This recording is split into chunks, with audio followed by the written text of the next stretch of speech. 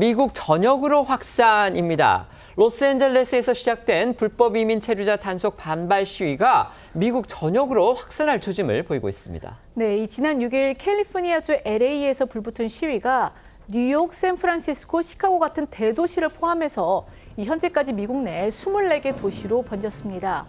이들 도시마다 이 시위대와 경찰이 산발적으로 충돌을 하면서 긴장감이 높아지고 있는데요. 이 AP통신에 따르면 LA 경찰은 지금까지 시위 현장에서 400건의 체포 구금을 실시했다고 보도했습니다. 보수 성향이 강해서 공화당의 텃밭으로 분류되는 텍사스주의 경우에는요, 시위에 대처하기 위해서 주 방위군, 그러니까 군인을 투입하기로 했습니다. LA에 군을 투입한 게 트럼프 대통령에 의한 결정이었던 반면에 이번에는 공화당 소속의 주지사가 총대를 메고 나섰습니다. 네, 그레그 에버 텍사스 주지사는 SNS에 평화와 질서 유지를 위해 주 전역에 방위군을 배치할 거라고 밝혔는데요. 이 시위에 대응하기 위해 주 방위군이 투입되는 경우는 LA가 소속된 캘리포니아에 이어 두 번째입니다. 그레그 에버 주지사는 공화당 소속인데요. 그동안 트럼프 정부의 불법 이민 강경 대응론을 적극 옹호해 왔습니다. 하지만 캘리포니아 주지사가 트럼프에 대응했던 것처럼 텍사스주에서는 론 니렌버그 샌안토니오 시장이 반기를 들었는데요. 그는 기자회견을 통해 주 방위군을 텍사스 전역에 배치하는 것과 관련해 주지사로부터 아무런 연락을 받지 못했고 연방정부의 정책은 보여주기식 조치와 도발에 초점이 맞춰졌다고 비판했습니다. 어제 전해드렸던 것처럼요, LA 시장은요, 현지 시각 10일 도심 일부에 야간 통행 금지령을 내렸습니다. 유례없는 이 강경 조치가 이 도심에서의 시위는 진정시키는 그런 효과를 가져왔다고 합니다. 지난 6일부터 시위대의 함성과 고무총 쏘는 소리, 불타는 차량, 최루탄 냄새로 가득했던 LA 도심이 야간 통행 금지령이 발효된 뒤에는 정적에 휩싸였다고 합니다. LA시 당국은 도심 내 여러 상점이 폭도들에 의해 습격을 당하자 이 통금령을 꺼내들었는데요. LA 당국은 현지 시간 11일 기자회견에서 야간 통행 금지령이 효과를 봤다며 밤사이 220여 명을 체포했지만 실제로 방화나 약탈은 없었다고 했습니다. ABC 방송에 따르면 현재 LA에 파견된 주 방위군과 해병대원을 합하면 약 4,800명입니다. 이는 이라크와 시리아에 주둔한 미국 병력을 합친 것보다 더 많은 수로 알려졌는데요. 그러니까 이 분쟁 지역인 이라크와 시리아에서 테러 분자인 이슬람 국가 세력 잔당들을 소탕하고 또 유전 시설 등을 보호하는 병력보다 규모가 더 큰 상황이라는 겁니다. 지금 LA 상황과 관련해서요, 방금 전에 5분 전쯤에 지금 라디오 코리아, 그러니까 미국의 우리 한인 방송이죠, 라디오 코리아가 그 속보를 내보내는데요. LA의 한인타운을 가로질러서 지금 시위대가 행진을 하고 있어서 지금 그 시위대와 경찰들이 대치 중이다, 지금 이런 보도가 나왔습니다. 아시다시피 LA 한인타운은 그 LA 중심가에서 그렇게 멀지 않은 것으로 알고 있는데, 이렇게 된다면 우리 한인타운이 혹시 어떤 피해를 입지 않을까 지금 우려가 되고 있는데, 나중에 또 속보가 들어오면 전해드리도록 그렇게 하겠습니다.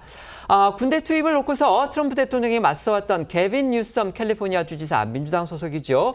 뉴섬 주지사는요, 미국의 그 대국민 연설을 또 했다고 합니다. 여기에서 트럼프에 맞서서 국민들이 일어서야 한다, 이렇게 촉구했다고 합니다. 아시다시피 뉴섬은요, 민주당의 대표적인 차세대의 주자입니다.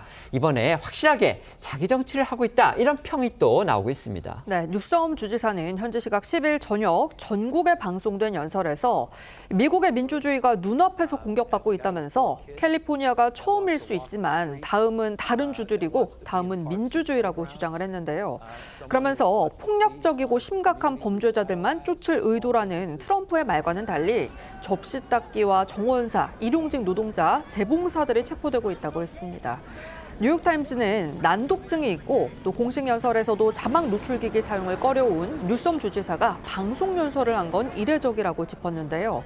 민주당 차기 대선 주자 가운데 한 명인 뉴섬 주지사는 LA 사태를 계기로 트럼프와 연일 공방을 주고받으면서 정치적 존재감을 급격히 키웠다는 평가가 나오고 있습니다. 백악관은 캘리포니아 당국이 주민을 보호할 용기가 없어 혼란을 야기하고 있다고 반박하면서 폭도와 약탈자들의 편이라고 주장을 했습니다.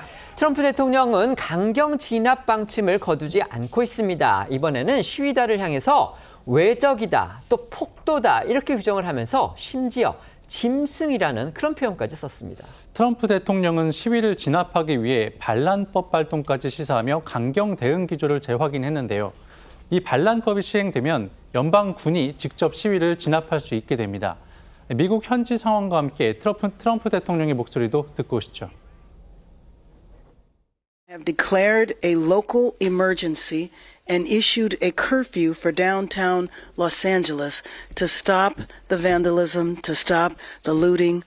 I just keep seeing people going more and more and more, and they just keep coming, and it's just, the more I see, the happier I get. The more my heart is full. If there's an insurrection, I would certainly invoke it. We'll see, but I can tell you last night was terrible. The night before that was terrible.